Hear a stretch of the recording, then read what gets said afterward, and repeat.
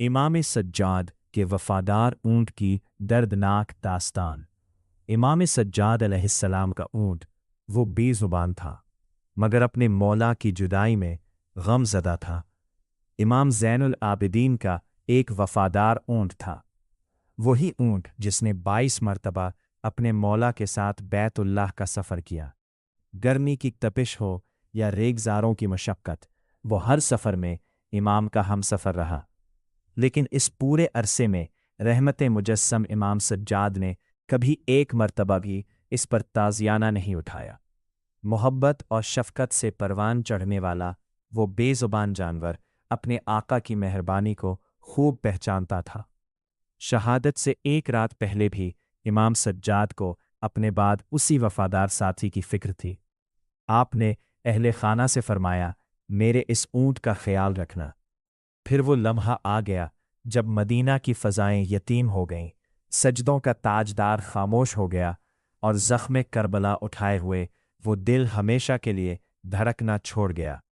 कहते हैं, जैसे ही इमाम ज़ैनुल आबिदीन को सपुर्द खाक किया गया, वो वफ़ादार ऊँट बेकरार हो उठा। किसी ने उसे रास्ता नहीं दिखाया, मगर वो सीधा अपने मौला की कब्र मुतहर तक पहुँच गया। कब्र से लिपट गया, अपनी गर्दन ज़मीन पर मारने लगा, बेइख्तियार आहें भरने लगा और उसकी आंखों से आंसू मुदाविम बहने लगे।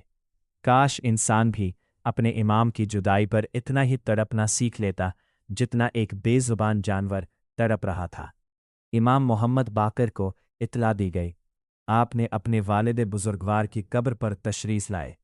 इस वफ़ादार ऊँट के सर पर शफ़क़त से हाथ रखा और फरमाया, आराम करो, सुकून इख्तियार करो, उठो, खुदा तुम्हें बरकत अता फरमाए। ऊँट खामोशी से उठा और वापस चला गया, मगर दिल कहाँ मानने वाला था। थोड़ी ही देर गुजरी थी कि वो फिर कब्र मुतहर पर हाजिर हो गया। फिर वही गिरिया, वही बेकरारी, वही जुदाई का मातम।